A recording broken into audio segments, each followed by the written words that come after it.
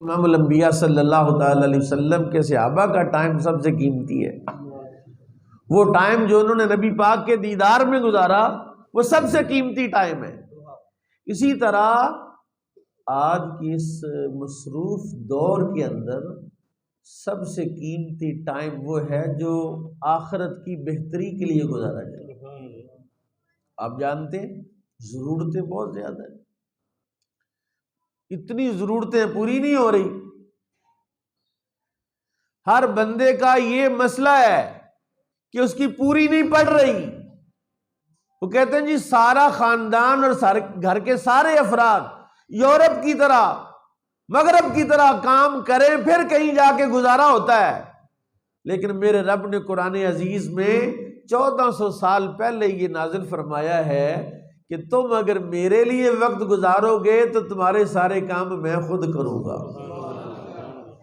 یعنی پوری پڑنے کا جو معاملہ ہے کہ بھئی اخراجات کہاں سے پورے کریں، بجلی کے بل کہاں سے دیں، کوئی حکومت کو گالیاں دیتا ہے، کوئی حالات کی تنگی کا تذکرہ کرتا ہے، کوئی مہنگائی کی بات کرتا ہے، جبکہ رب کا قرآن کیا کہتا ہے؟ رب کا قرآن کہتا ہے من یتق اللہ یجعل لہ مخرجا ویرزقہ من حیث لا یحتسب۔ رب کا قرآن کہتا ہے کہ تم متقی ہو جاؤ، میں ایسی جگہ سے رزق دوں گا جہاں سے تمہارا گمان نہیں۔ لیکن ادھر نہیں آئیں گے، اوور ٹائم لگائیں گے، دکان زیادہ ٹائم پر کھولیں گے، جی کاروبار زیادہ کریں گے، محنت مشقت زیادہ کریں گے، لیکن جس کے لیے اللہ نے پیدا کی ہے وہ کام۔ قرآن عزیز کی ایک آیت میں آپ کو سنانا چاہتا ہوں۔ قرآن کہتا ہے وَمَا مِن دَابَّةٍ فِي الْأَرْضِ إِلَّا عَلَى اللَّهِ رِزْقُهَا۔ اس روئے زمین پر جتنی مخلوق اللہ نے پیدا کی ہے ذی روح، جن کو خوراک کی ضرورت ہے، جن کو آکسیجن کی ضرورت ہے، جن کو کھانے پینے کی ضرورت ہے، اللہ کہتے ہیں ان ساری مخلوقات کا رزق میرے ذمہ ہے۔ کس کے ذمہ؟ کوئی بندہ اس مسجد میں جتنے لوگ بیٹھے ہیں بتا سکتا ہے کہ میں رازق ہوں اپنے بچوں کا، میں رازق ہوں اپنے گھر والوں کا، میں نہ ہوں تو یہ مر جائیں گے، میں نہ ہوں تو ان کا گزارا نہیں ہوگا، یہ روئیں گے مریں گے، میری وجہ سے یہ سارا کچھ چل رہا ہے۔ اگر تیری وجہ سے چل رہا ہے تو یہ کائنات کے سارے پرندوں کا رزق کون دے رہا ہے؟ یہ سارے حشرات الارض کا رزق کون دے رہا ہے؟ اس لیے اچھا میں ایک بات عرض کرنا چاہتا ہوں، آپ کو ایک بات سمجھانا چاہتا ہوں کہ پرندے اپنے رب کی حمد سے سستی نہیں کرتے، اس لیے انہیں رزق کی ٹینشن بھی نہیں ہوتی۔ چونٹیاں اپنے رب کی یاد سے غافل نہیں ہوتی، لہذا ان کے لیے حکومت کی کسی قسم کی سبسڈی کی ضرورت نہیں ہے۔ اور اس دریاؤں میں مچھلیاں، پانی کی مخلوق ہو، ہوا کی مخلوق ہو، زمین کی مخلوق ہو، اور انہیں سبسڈی کون دیتا ہے؟ اوے اللہ کے بندوں کیوں نہیں سمجھتے؟ یہ سمجھ کیوں نہیں آتی تمہیں؟ قرآن کہہ رہا ہے 1400 سال سے نبی پاک نے یہ ہمیں تعلیم دی ہے، ساری امت اس کام پہ لگی ہوئی ہے کہ سبسڈی کی ضرورت عبادت والوں کو نہیں ہے، یہ جاہلوں اور فاسقوں اور بد کرداروں کو سبسڈی چاہیے۔ روتے ہیں پیٹتے ہیں سبسڈی دو، گورنمنٹ جو ہے وہ ہمیں ہمارے اخراجات اٹھائے برداشت کرے، یہ کانسیپٹ تو ہمارا ہے، یہ تو مغرب کا ہے کہ جناب وہ بے روزگاری الاؤنس دیتے ہیں، حالانکہ یہ مغرب کا نہیں ہے، یہ نظام فاروق اعظم کا ہے کہ جو بچہ پیدا ہو جائے اسی دن ہی اس کا وظیفہ لگ جائے گا۔ یہ نظام فاروق اعظم کا ہے کہ کوئی بھوکا نہ سوئے، کوئی پیاسا نہ رہے، اور ہر غریب کو اس کے دروازے پر اس کا رزق پہنچایا جائے، یہ نظام اسلام کا ہے۔ لیکن نیک ہوں گے تو اسلام آئے گا نا، بدکاروں کے ہاں اسلام آتا، بدکاروں کے ہاں اسلام کی برکات میں قرآن عزیز کی ایک اور آیت آپ کی خدمت میں رکھنا چاہتا ہوں۔ رب تعالیٰ کا قرآن کہتا ہے، اعوذ باللہ من الشیطان الرجیم، اللہ فرماتا ہے سب سے مشکل کام کہاں ہوگا؟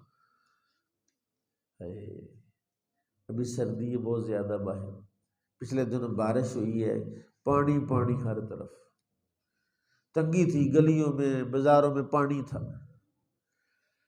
اس میں گزارا ہو سکتا ہے۔ ایک ایسا مقام ہے، او ایمان والو غور سے سننا، اللہ کہتا وَهُمْ يَسْتَرِخُونَ فِيهَا، وہاں بندے چیخے ماریں گے۔ کیا کریں گے؟ چیخے ماریں گے۔ اور یہاں گزارا ہو جائے گا، سردی ہے تو چادر لے لیں، کسی بند کمرے میں بیٹھ جائیں، اور جہنم میں کہاں جاؤ گے؟ وہاں تو گزارا۔ وَهُمْ يَسْتَرِخُونَ فِيهَا، رب کا قرآن کہہ رہا ہے۔ میں نے وقت کی بات کی، ہر بندہ مصروف ہے۔ علامہ صاحب بیان کر رہے تھے، انہیں بھی بہت جلدی تھی، جانا تھا، اس سے پہلے ایک حضرت صاحب سے، انہوں نے بھی جلدی تھی، مجھے بھی بہت جلدی، آپ کو بھی جلدی ہے، نماز کا ٹائم بھی ہے، لیکن سنو یہ جو ٹائم ہے مسجد کا، یہ چیخیں مارنے سے بندے کو بچا لے گا۔ ربنا اخرجنا نعمل صالحا غیر نعمل، رب کا قرآن کہتا ہے کہ چیخیں مارنے والے اللہ تعالیٰ کی، وہ نہیں کہیں گے یا اللہ میری ٹانگ کو بہت درد ہو رہی ہے، یا اللہ میری چمڑی جل گئی ہے، یا اللہ میرے پیٹ جو ہے وہ اس کے اندر پیپ بھر گئی ہے اور بدبو بہت زیادہ ہے، گرمی بہت، یہ نہیں کہیں گے، وہ صرف یہ کہ ربنا اخرجنا نعمل صالحا، یا اللہ یہاں سے نکال تاکہ ہم نیک عمل کر لیں، کننا نعمل غیر صالح، یا اللہ جو ہم نے نیک کام نہیں کیے بس تھوڑا سا ٹائم دے، تھوڑا سا وقت عطا کر تاکہ جا کے ہم کیا کریں، نیکی کر کے واپس آ جائیں۔ لیکن اللہ بھی کہہ رہا ہے، رسول اللہ بھی کہہ رہے ہیں، صوفیاء بھی کہہ رہے ہیں کہ یہ زندگی آخری مرتبہ ہے، سپلیمنٹری کا کوئی نظام نہیں ہے۔ اور آخر میں یہی بات کہوں گا کہ اس کا شارٹ ایک رستہ بھی ہے، دیکھو نا، اللہ تعالیٰ راضی ہو جائے تو بخشش ہو جائے گی، اللہ تعالیٰ راضی ہو جائے جنت مل جائے گی، اللہ راضی ہو جائے قبر کے عذاب سے بچ جائے گا۔ اور رب کے حبیب نے ایسا نسخہ عطا فرمایا کہ رضا الرب فی رضا الوالد وسخط الرب فی سخط الوالد، رب کی رضا باپ کی رضا میں ہے، رب کی ناراضگی باپ کی ناراضگی میں ہے، یعنی شارٹ ترین رستہ اللہ کی رضا کا، شارٹ ترین رستہ اس جہنم کی چیخوں سے بچنے کا اپنے ماں باپ کی رضا ہے۔ اور ماں باپ بھی خدا کا خوف کریں، اپنی اولاد کو وہ علم سکھائیں جس سے وہ تمہیں راضی کریں، وہ علم نہ سکھائیں کہ جس سے وہ بڑے افسر بن کے تو ان کے پاس تمہارے لیے ٹائم وقت ہی نہیں ہے، یا وقت ہے تو وہ یہ قلعہ دیدار سنگھ ہے، یہاں پر ایک عورت بیوہ ہو گئی، اس کا ایک ہی بچہ تھا، اس نے فیصلہ کیا، یہ حدیث ہے رسول اللہ کا ارشاد ہے، جو اپنے بچے کی تربیت کے لیے آگے شادی نہ کرے اللہ بغیر حساب کے اسے جنت میں داخل فرمائے گا۔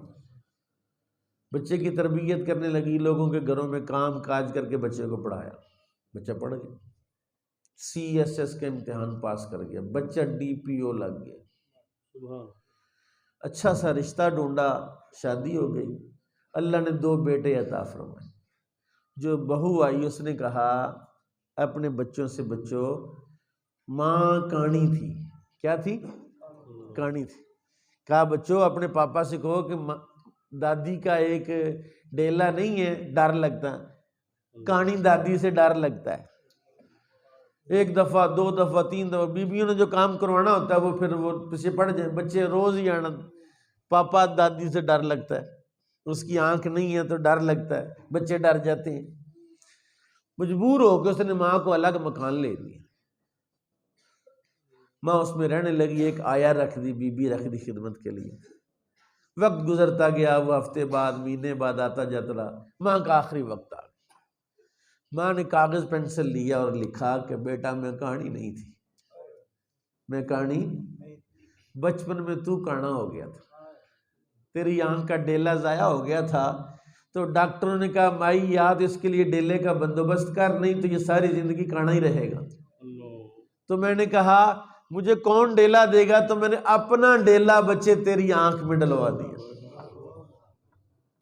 اب تیرے بچوں کو میری کہانی آنکھ ڈراتی ہے، میں کہانی تو نہیں تھی، کانا تو تھا، تو میں نے اپنے تیرا کانا پن ختم کیا اور خود کہانی بن گئی۔ لو لے آؤ یار حوالے رب دے، میلے 4 دن دے، کاغذ لکھا سرانے کے نیچے رکھا، ماں چلی گئی۔ بچہ آیا، اب کیا کیفیت ہوگی اس کی سوچ سکتے ہیں آپ؟ جب وہ نکالا نا، پڑا تو پاؤں نیچے سے زمین نکل گئی۔ اتنا بڑا جرم ہوا مجھ سے کہ میری ماں میرے لیے کہانی ہوئی اور میں نے اس کے ساتھ کیا کیا، میری بیوی نے اس کے ساتھ کیا کیا، بچوں کے لیے میں نے کیا کیا، جس نے ساری زندگی محنت مزدوری کر کے مجھے پڑھایا، اس مقام پر پہنچایا، اور میرا اس کے ساتھ کیا رویہ رہا۔ دوستو اب پچھتائے کیا ہوت جب چڑیاں چوگیں کھیت، اس وقت سے ڈرو کہ جب تمہیں بعد میں پچھتانا پڑے، دعا کرو کہ کوئی بھی پتر اپنی ماں کے ساتھ، اپنے باپ کے ساتھ ایسا نہ کرے۔ اللہ تعالیٰ ہمارے قیمتی وقت کو مزید قیمتی فرمائے۔